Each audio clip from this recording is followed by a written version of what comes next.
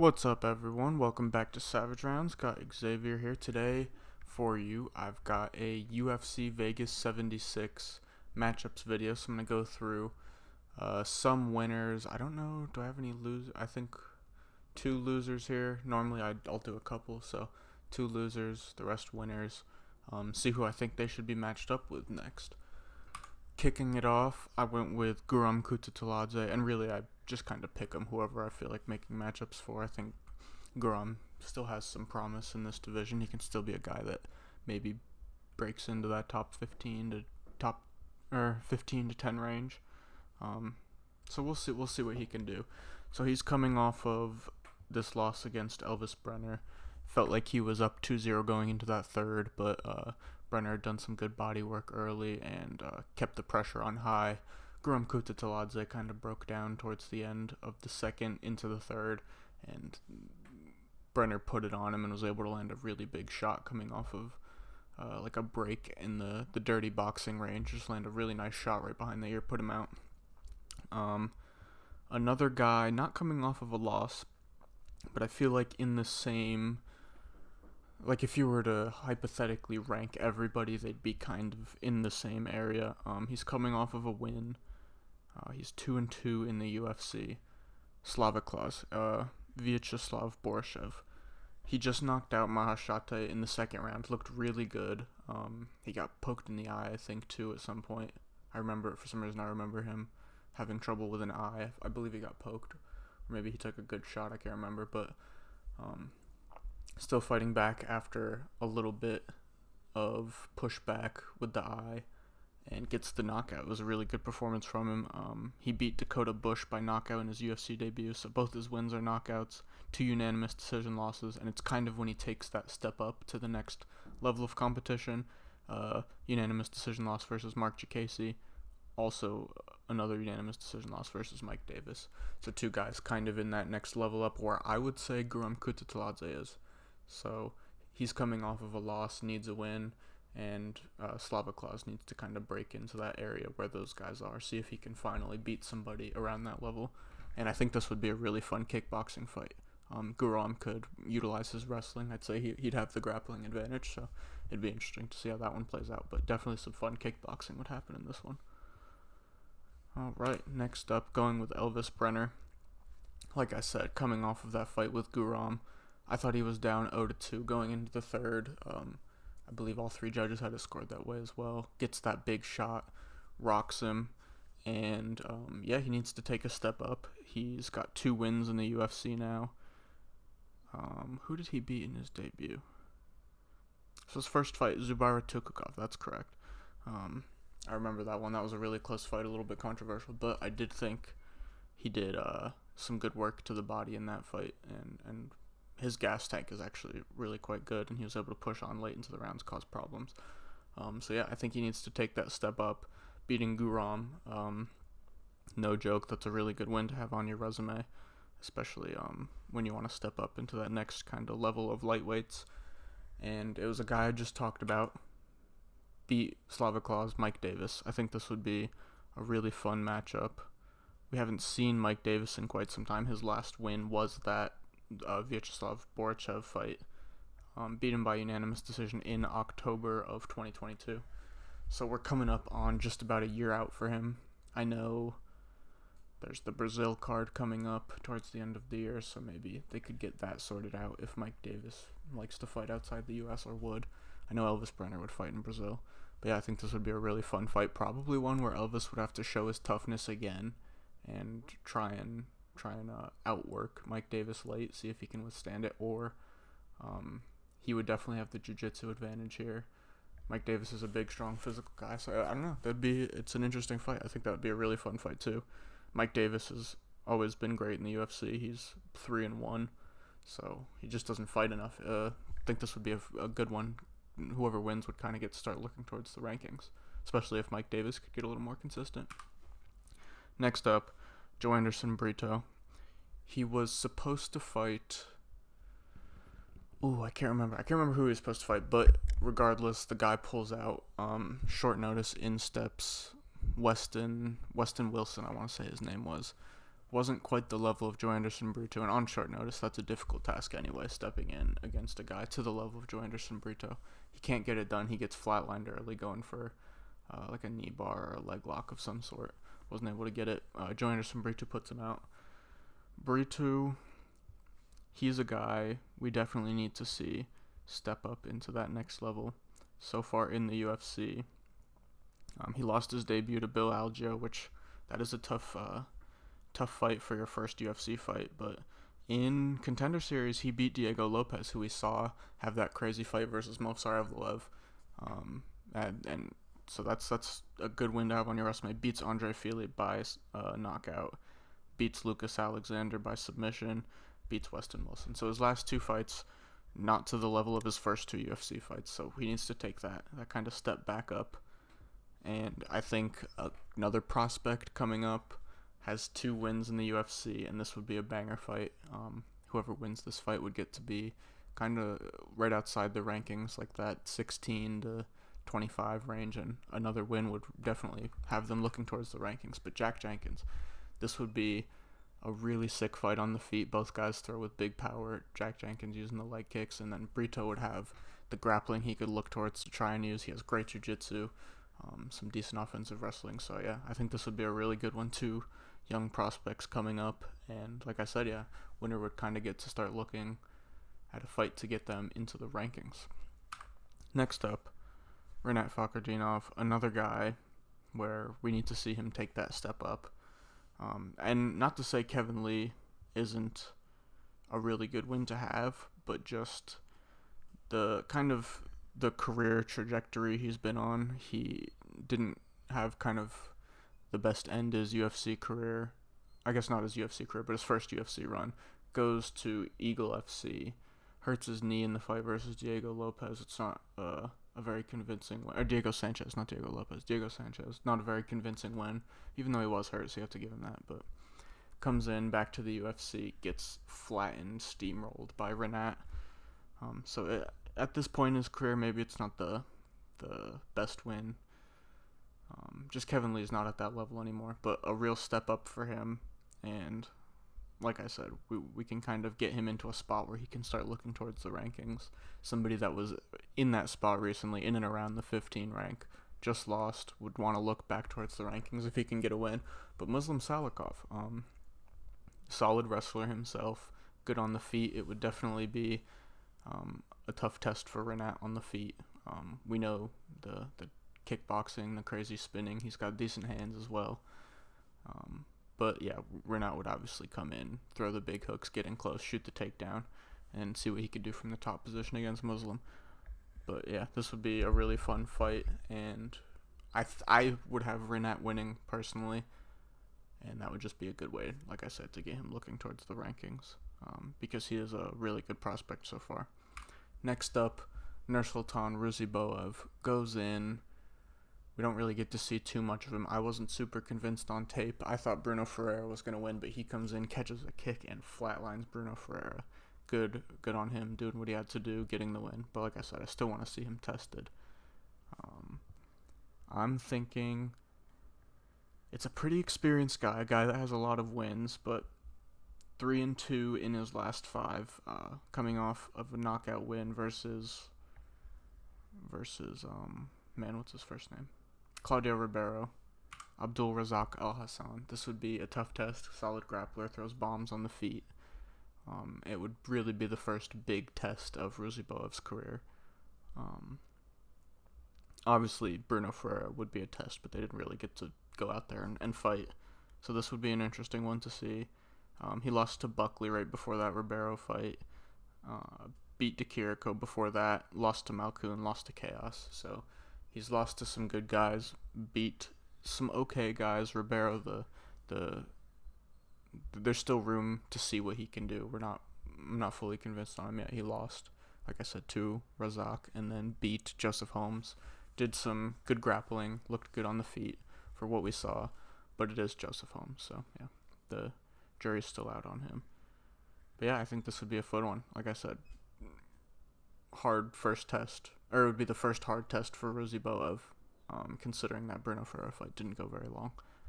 And if Razak wins, it would be a good little 2-fight win streak for him, and he could start to fight up instead of down, I think.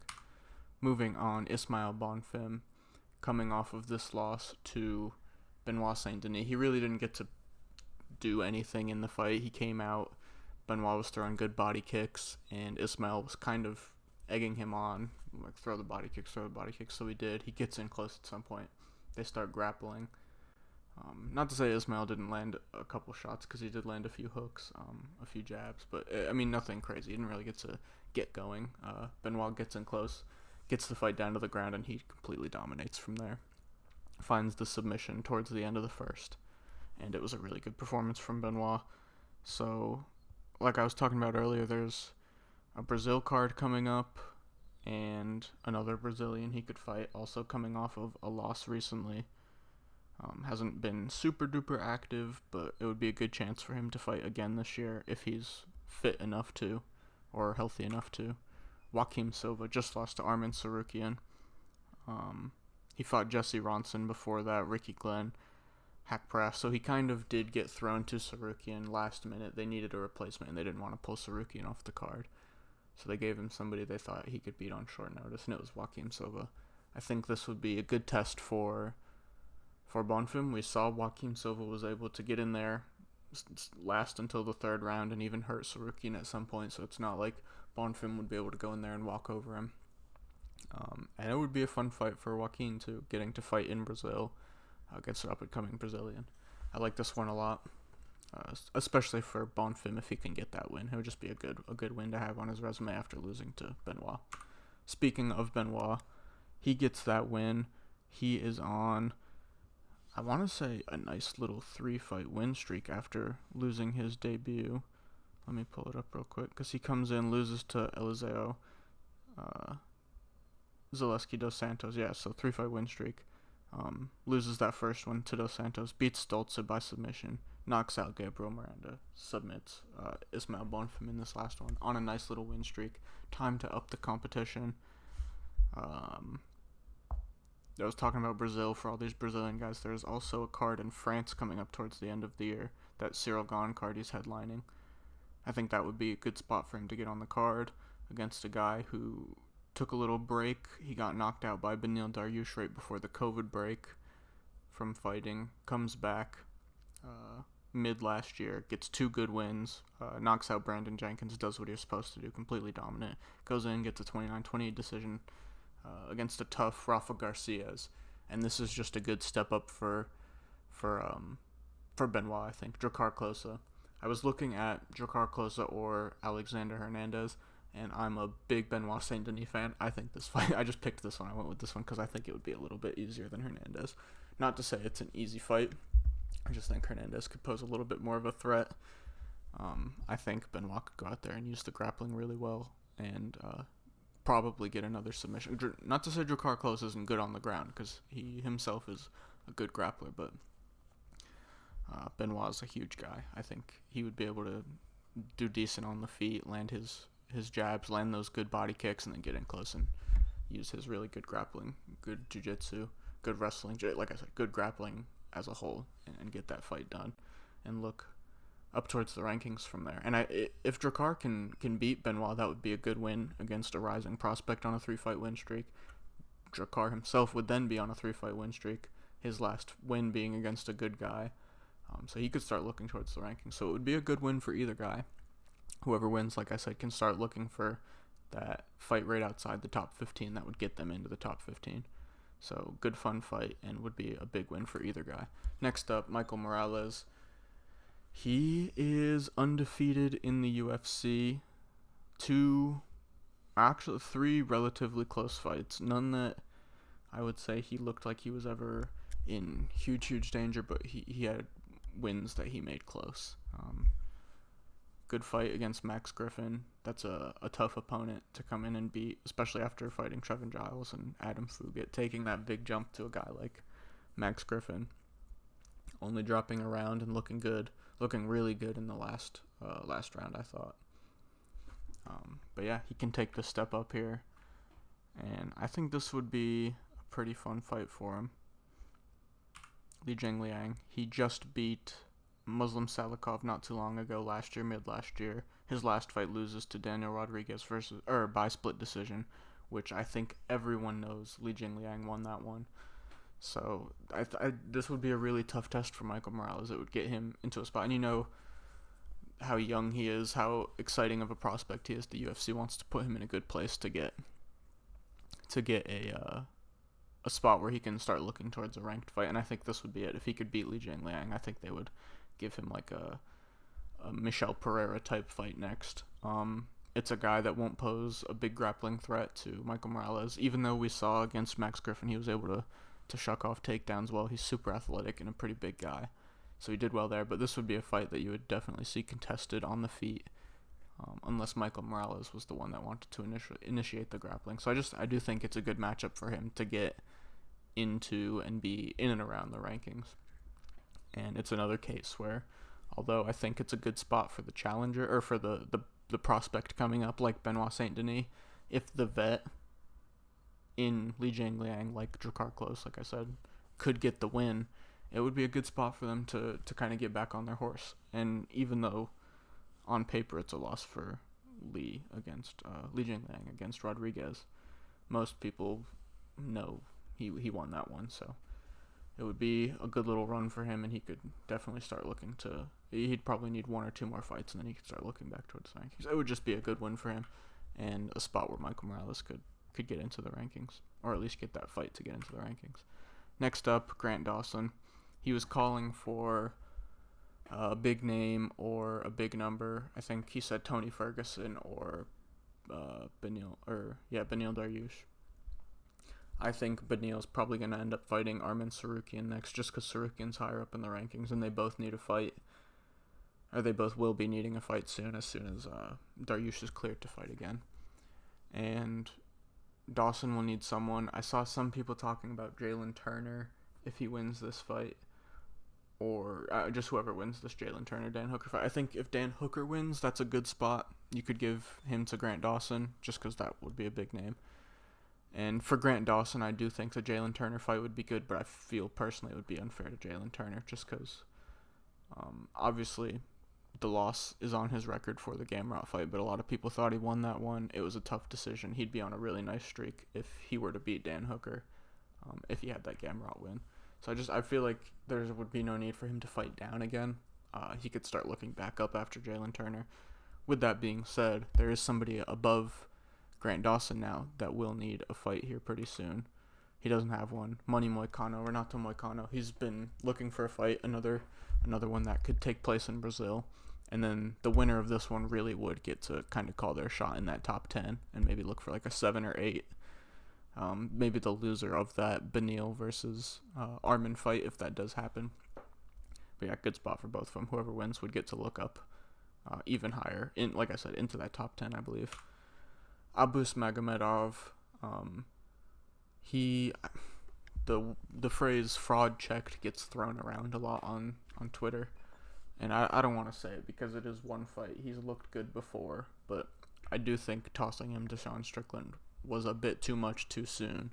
He's fought decent guys before, but definitely no one to the level of Sean Strickland, and being on that high after beating Dustin Stoltzfus, Sean Strickland is probably an awful fight. Not probably, it was an awful fight to give him. He had no gas tank. He needs to definitely kind of get back on track and actually fight up the ranks instead of just getting another easy shot. There's a matchup coming up, and I think he should take the winner of it. It'll just be a matchup. It's a matchup right outside the rankings, so obviously I'm not kind of throwing him back to that newcomer into the UFC. It'll be his third fight in the UFC, so beats Stoltzfus, loses to Strickland. He kind of needs to be outside the rankings, as you can tell. A couple fights outside the rankings before he gets back into the rankings, if he can get those wins. The matchup coming up, Chris Weidman, Brad Tavares. To be honest, even this, I may be giving him too high of a matchup. Maybe he does need to even look lower, but I just saw this one coming up, and I thought this would be a decent spot for him to get back in versus the winner. Brad Tavares just lost to, who did he just lose to? Bruno Silva. Lost to Dricus du Plessis before that, so he's on a 2-fight losing streak. If he gets a win I think a guy like Abus would be good for him to fight, and it would be a good fight for Abus. Whoever gets that win, that's a good win for either guy. And then Weidman, if he gets the win versus Brad Tavares, obviously he hasn't fought since that awful injury when he snapped his leg against Uriah Hall. So this is his comeback fight. If he can get the win versus Brad Tavares, there's no reason to toss him right back into the rankings. He's older. Who knows how that injury is going to affect him, even if he does get the win.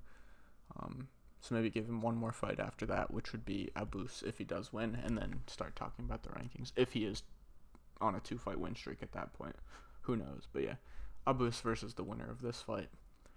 Maybe even, like I said earlier, maybe even look lower for him. But I don't know. This was the first one that came to mind. I thought this would be a decent matchup, regardless of who wins. Next up, winner of the main event, one of my big winners on the night, Sean Strickland. I think there's 2 matchups here that you can give him, and it depends on this weekend's. I want to say it's not the co-main event, but the third fight from the top. Dricus du Plessis versus Robert Whittaker. If Dricus du Plessis wins, I think you have to give, if he's healthy. So this is saying if du Plessis wins versus Whittaker and he's healthy enough to fight against Israel on that Sydney card. Who knows? I think it's Sydney. Whatever, the Australia card. If he's healthy enough to fight that quick, if he can turn around, then I think you go Rob Whittaker for Sean Strickland. If Rob Whittaker wins against du Plessis, I find it hard to throw him right back to Israel again. I think there would be other matchups to make, and at that point, if Rob Whittaker wins, maybe he fights, maybe you finally do make that Paulo Costa fight, or the Ikram Aliskerov fight. Whoever wins that fight, maybe that's who Rob Whittaker fights next if he beats du Plessis. If he does, I think you go Adesanya in the meantime, because obviously then it doesn't make sense with the Whittaker fight, or with the du Plessis fight with Adesanya. He would be on a loss, even though there is that beef there. And like I said, a third one for Robert Whittaker, I would want to say he needs another win at this point. So a new title challenger for Israel Adesanya, Sean Strickland. He's on a good little win streak. And yeah, I think that would be a good spot to, like I said, finally get a new challenger for Adesanya. I do think Adesanya would probably make it look relatively easy versus Sean Strickland. But the fight week would be hilarious. Sean Strickland's insane, and Israel always says some crazy, cringy stuff, but I don't know. The press conference would be funny. All the fight lead up would be funny.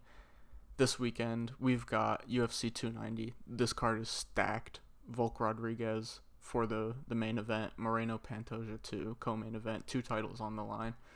That Whittaker du Plessis fight, which has huge title implications, like I said. Stacked top to bottom.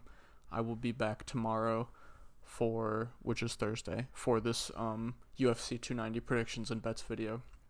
Drop a like on this video for me and subscribe. And yeah, see you guys Thursday. Peace out.